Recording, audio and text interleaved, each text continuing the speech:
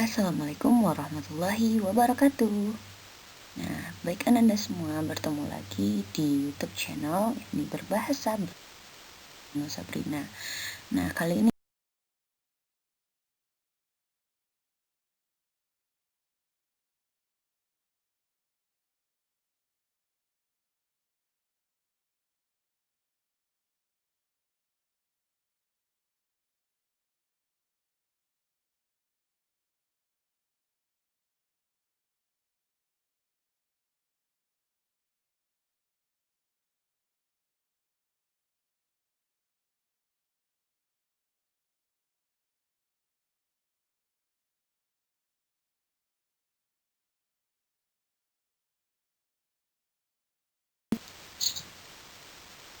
struktur dari teks deskripsi itu ada 3.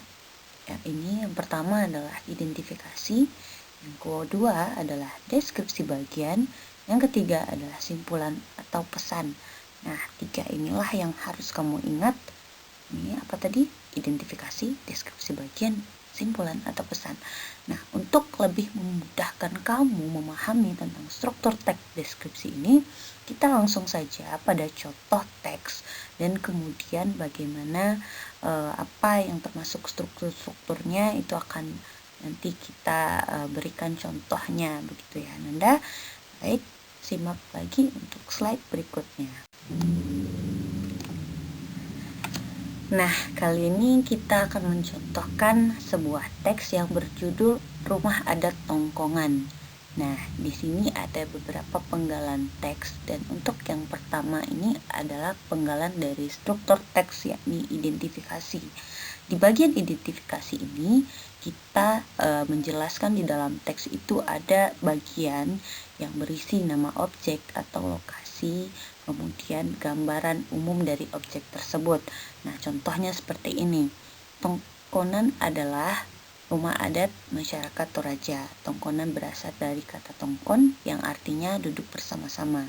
Suku Toraja yang memiliki rumah adat ini pegunungan yang berbatasan dengan Kabupaten Nrekang, Sulawesi Selatan.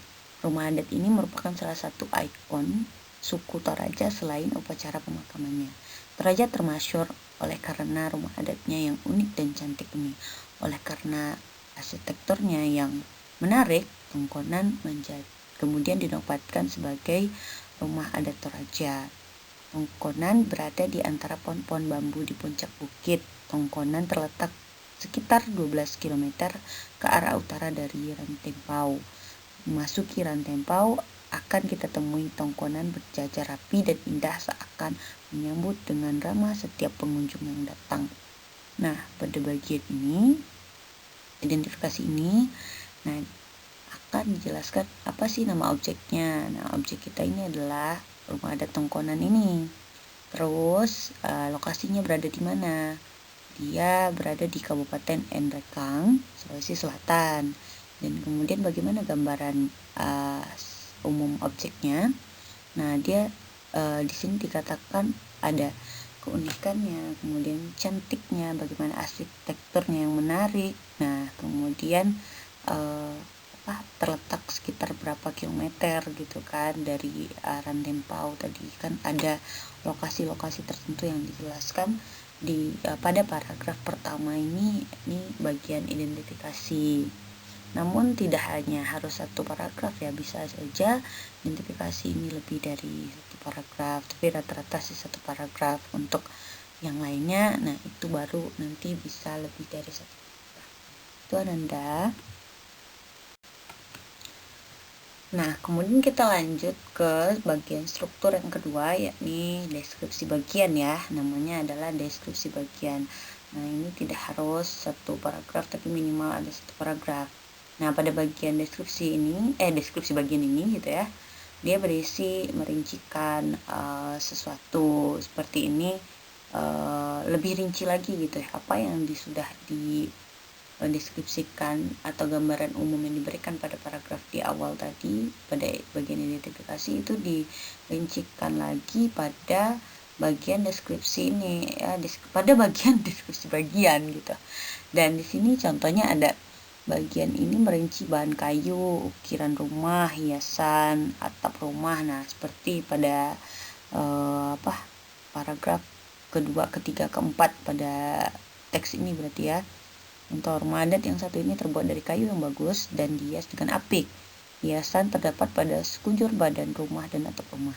Ukiran di sekujur bagian rumah menambah cantik bangunan ini. Ukiran yang menghias sekujur bangunan bermotif garis-garis lengkung yang harmonis.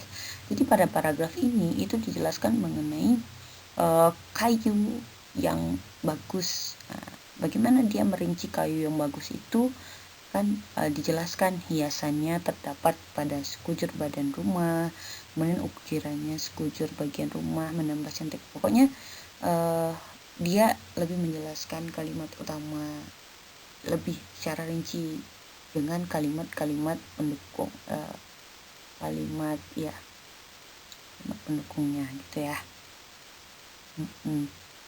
Terus yang begitu juga dengan paragraf selanjutnya. Rumah adat yang berjenis rumah panggung ini juga terbuat dari kayu yang kokoh. Nah, bukan kayu sembarangan tentunya, kan ditambahnya lagi ya. Dia sudah kokoh, ternyata bukan kayu sembarangan. Kemudian kualitas juara gitu kan. Terus tanpa vernis dan pelipur, rumah tongkongan ini awet hingga ratusan tahun. Jadi dijelaskan juga bagaimana kayu jenis kayu ukirannya gitu ya, bagaimana kekokohannya, kemudian bagaimana hiasannya. Nah, itu kan dijelaskan di bagian yang ketiga juga, atapnya bagaimana, pokoknya lebih rinci deskripsi bagian ini. Nah, itu bisa kamu baca bagaimana perbedaannya. Tadi kalau untuk identifikasi itu kan masih gambaran umum, lokasinya mana, alamatnya di mana, tempatnya di mana ya, objeknya gitu ya. Nah, sementara ini kita lebih menjelaskan secara rinci tentang objek tersebut tuh ya. Nah, kita kembali ke struktur teks yang terakhir dari teks deskripsi ini simpulan atau pesan. Jadi pada bagian ini berisi kesan umum penulis tentang apa yang diamatinya. Dalam teks deskripsi ini sebelumnya kan kamu sudah belajar bahwa ada yang namanya fakta, ada juga yang opini. Nah, di bagian simpulan pesan ini lebih cenderung pada opini, bagaimana pendapat penulis itu tentang apa yang diamatinya. Bisa juga tentang harapannya, terus kesannya seperti apa, ya kan.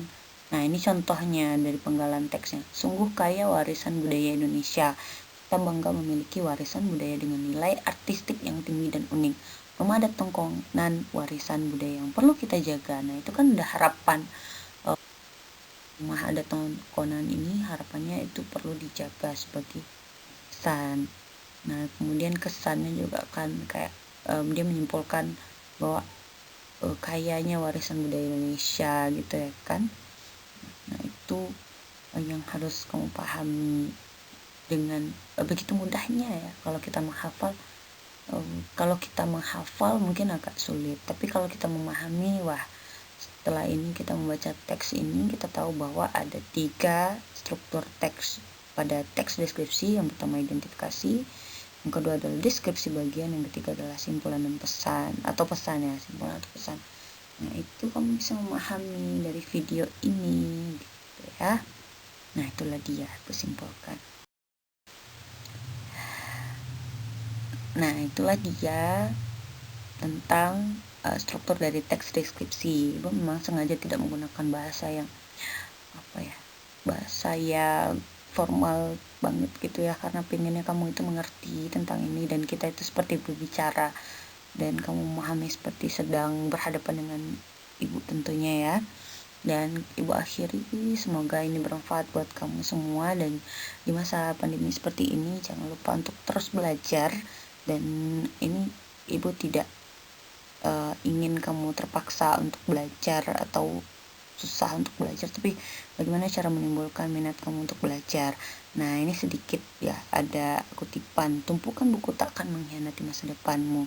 Kalau misalkan kamu malas-malas untuk mengerjakan apapun atau padahal ini adalah suatu momen dimana kamu lebih banyak tidak di sekolah gitu ya, tapi lebih banyak di rumah. Itu artinya kamu bisa mengerjakan apapun yang menjadi hobi kamu kembangkan di sana, atau dengan membaca buku tentunya, karena tumpukan buku tak akan mengkhianati masa depan. Oke.